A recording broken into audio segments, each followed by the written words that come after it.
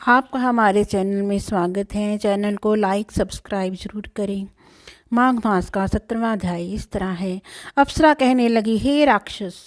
वे ब्राह्मण कहने लगा कि इंद्र इस प्रकार अपनी अमरावतीपुरी को गया सो ही कल्याणी, तुम भी देवताओं से सेवा किए जाने वाले प्रयाग में माघ मास में स्नान करने से निष्पाप होकर स्वर्ग में जाओगी। सो मैंने उस ब्राह्मण के यह वचन सुनकर उसके पैरों में पड़कर प्रणाम किया और घर में आकर सब भाई बांधव नौकर चाकर धनादि त्याग कर शरीर को नष्ट होने वाली वस्तु समझकर घर में निकली और माघ मास में गंगा यमुना के संगम पर जाकर स्नान किया। सो हे निशाचर, 3 दिनों के स्नान से मेरे सब पाप नष्ट हो गए और 27 दिन के पुण्य से मैं देवता हो गई और पार्वती जी की सखी होकर सुख से निवास करती हूँ। इसलिए मैं प्रयाग के महात्मा को याद करके सब देवताओं के सहित माघ मास में प्रयाग स्नान करती हूँ। सो मैंने अपना यह सब वृतांत तुमसे कह तुम भी इस योनि में पड़ने और ऐसे कुरूप होने का सब कारण कहो। तुम्हारी दाढ़ी और मूछें बहुत बड़ी हो गई हैं और पर्वत गुफा में वास करते हो। निशाचर कहने लगा, हे बद्रे, सज्जनों से गुप्त बात कहने में कोई हानि नहीं होती। मुझको अब कोई संशय नहीं रहा कि मेरा उद्धार तुमसे ही होगा। सो मैं अपना सब वृतांत तुमसे कहता हूँ। मैं काशी में वेदों का ज्ञाता था और बड़े उच्च कुल के ब्राह्मण के घर में जन्म लिया था। मैंने राजा, पापी, शूद्र तथा वैश्यों से अनेक प्रकार के दान लिए। मैंने दान लेने में चंडाल को भी नहीं छोड़ा। उस जन्म में मैंने कोई धर्म नहीं किया, वहीं पर मृत्यु को प्राप्त हो गया। तीर्थ स्थान पर मरने के कारण नरक में नहीं गया। पहले 2 बार गिद्ध योनि में, 3 बार व्याघ्र योनि में, 2 बार सर्प योनि में, 1 बार उल्लू की योनि में और अब 10वीं बार राक्षस हुआ हूँ और 75,000 वर्ष से इसी योनि में हूँ। इस स्थान को 3 योजन तक मैंने जंतुहीन कर दिया है। बिना अपराध के बहुत से प्राणियों को मैंने नष्ट किया। इस कारण मेरा मन अत्यंत दुखी है। तुम्हारे दर्शन से चित्त में कुछ शांति अवश्य आई है, क्योंकि सज्जनों का संग तुरंत ही दुखदायी होता है। मैंने अपने दुख के सब कारण आपसे कहे और सज्जन लोग सदैव दूसरों के दुखों से दुखी होते हैं। अब ये बताओ कि इस दुख रूप समुद्र को कैसे पार कर सकता हूँ। क्या क्षीर सागर हंस को ही दूध देता है, बुगले को नहीं देता। दत्तात्रेय जी कहने लगे। इस प्रकार उसके वचन सुनकर कंचन मालिनी कहने लगे कि हे राक्षस, मैं अवश्य तुम्हारा कल्याण करूंगी। मैंने दृढ़ प्रतिज्ञा की है कि तुम्हारी मुक्ति के लिए प्रयत्न करूंगी। मैंने बहुत बार प्रयाग में माघ स्नान किया है। वेद जानने वाले ऋषियों ने दुखों के दान देने की प्रशंसा की है। समुद्र में जल बरसने से क्या लाभ। प्रयाग में स्नान करने का 1 बार का फल मैं तुम्हें देती हूँ, उसी से तुमको स्वर्ग की प्राप्ति होगी। उसके फल का अनुभव मैं कर चुकी हूँ। तब उस अप्सरा ने अपने गीले वस्त्र का जल निचोड़कर जल को हाथ में लेकर माघ स्नान के फल को उस राक्षस को अर्पण कर दिया। उस समय पुण्य प्राप्त करके वह राक्षसी शरीर को छोड़कर तेजमय सूर्य सदृश देवता रूप हो गया। आकाश में विमान पर चढ़कर अपनी कांति से चारों दिशाओं को प्रकाशित करता हुआ कांचन मालिनी की प्रशंसा करता हुआ शोभ्यमान हुआ और कहने लगा कि ईश्वर की जानता है कि तुमने कितना उपकार मुझ पर किया है। अब भी कृपया कुछ भिक्षा दो, जिससे मैं कभी पाप न करूं। अब मैं तुम्हारी आज्ञा पाकर स्वर्ग में जाऊंगा।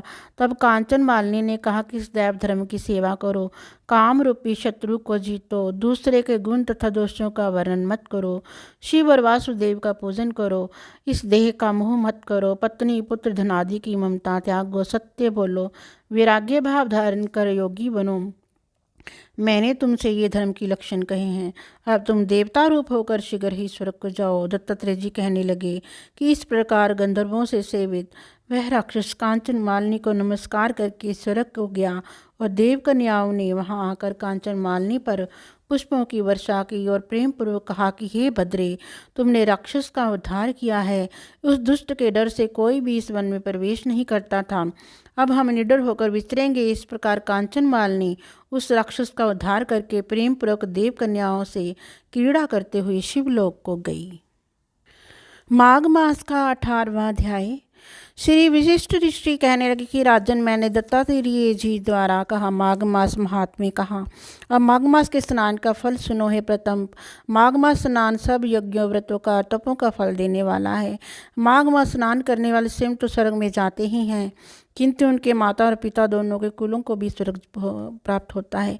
माघ मास में स्नान करने वाले दुराचारी को कर्मी मनुष्य भी पापों से मुक्त हो जाते हैं और इस मास में हरि का पूजन करने वाले पाप समुदाय से छूटकर भगवान के शरीर वाले हो जाते हैं। यदि कोई आलस से भी माघ मास में स्नान करता है उसके भी सब पाप नष्ट हो जाते हैं। जैसे गंधर्व कन्याएं राजा के श्राप से भयंकर कल को भोगती हुई लोमश ऋषि के वचन से माघ में स्नान करने से पापों को छूट गई। ये वार्ता सुनकर राजा दिलीप विन्नी से पूछने लगा कि गुरुदेव, ये कन्याएं किसकी थी? उनको कब और कैसे श्राप मिला? उनके नाम क्या थे? ऋषि के वाक्य से कैसे श्राप मुक्ति हुई और उन्होंने कहाँ पर स्नान किया? आप विस्तार पूर्वक सब कथा कहिए। वशिष्ठ जी कहने लगे, हे राजा, जैसे अरुण ने स्वयं अग्नि उत्पन्न होती है वैसे ही ये कथा धर्म और संतान उत्पन्न करती है। हे राजन, सुख संगीत नामक गंधर्व की कन्या का नाम विमोहिनी था। सुशीला तथा स्वरवेदी की सुंबरा, चंद्रकांत की सुतारा तथा सुप्रभा की कन्या चंद्रिका, ये 5 सब समान आयु वाली तथा चंद्रमा की जैसी कांति वाली और सुंदर थी। जैसे रात्रि को चंद्रमा शोभ्यमान होता है वैसे ही पुष्य की कलियों के समान खिली हुई अप्सराएं थी। ऊंचे पचोदर वाली पद्मिनी विशाख मास की कामनी यौवन दिखाती हुई, नवीन पत्तों वाली लता के सदृश गोरे रंग सोने के सदृश चमकती हुई और सोने के अलंकारों से शोभित सुंदर वस्त्र धारण करे हुए, अनेक प्रकार के गाने और वीणा अन्यथा बांसुरी तथा दूसरे बाजे बजाने में प्रवीण और ताल स्वर तथा नृत्य कला में निपुण थी। इस प्रकार वह कन्याएं क्रीड़ा करती हुई कुबेर के स्थान में विचरती थी। एक समय कौतुकवश माघ मास में एक वन में दूसरे वन में विचरती हुई मंदिर के पुष्प तोड़कर सरोवर पर गौरी पूजा के लिए गई। स्वच्छ जल के सरोवर पर स्नान करके वस्त्र धारण कर मौन हो भालू मिट्टी की गरी बनाकर चंदन कपूर कुंकुम और सुंदर कमलों से उपचार सहित पूजन करके ये 5 कन्याएं ताल नृत्य करने लगी। फिर ऊंचे गंधार स्वर में सुंदर गीत गाने लगी। जब ये कन्याएं गाने और नाचने में लीन थी तो उस अच्छोद नामक उत्तम तीर्थ में वेदनिधि नाम के मुनि के पुत्र अग्निपथ ऋषि स्नान को गए।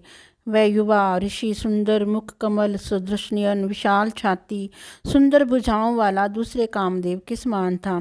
शिखा सहित दंड लिए मृग चरम ओढ़े यज्ञोपवीत धारण किए हुए था और उसको देख कर 5 कन्याएं मुग्ध हो गई और उसका रूप एवं यौवन देखकर कामदेव से पीड़ित हो देखो देखो ऐसा कहती हुई इस ब्राह्मण के चित्त में कामदेव का ध्यान उत्पन्न करने लगी। आपस में विचार करने लगी कि ये कौन है? रति रहित होने के कामदेव नहीं, एक होने से अश्विनी कुमार नहीं, ये कोई गंधर्व या किन्नर का काम रूप धारण कर कोई सिद्ध या किसी ऋषि का श्रेष्ठ पुत्र या मनुष्य है। कोई भी हो, ब्रह्मा जी ने इसको हमारे लिए बनाया है।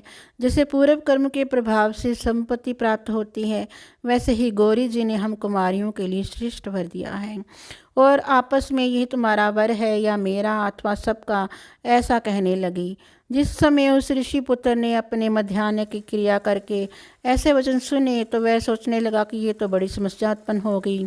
ब्रह्मा विष्णु महेश आदि देवता तथा बड़े योगीश्वर भी स्त्रियों के ब्रह्मजाल में मोहित हो गए हैं।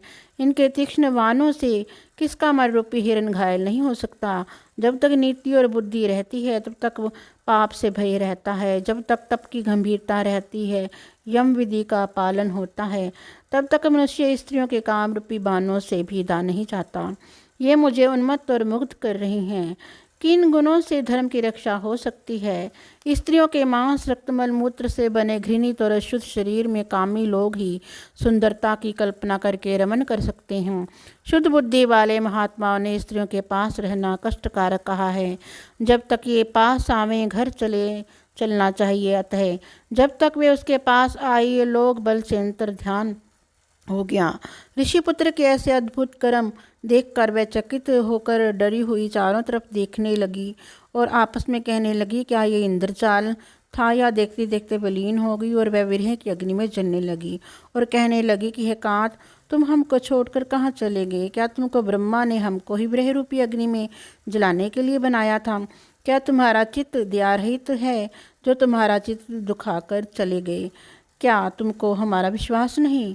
क्या तुम कोई मायावी हो? बिना किसी अपराध के हम लोगों पर क्यों क्रोध करते हो? हे हृदयेश्वर, तुम्हारे बिना हम नहीं जिएंगी। जहाँ पर आप गए हो हमें शीघ्र ले चलो, हमारा संताप हरो और हमको दर्शन दो। दया करो, सज्जन लोग किसी का नाश नहीं देखते।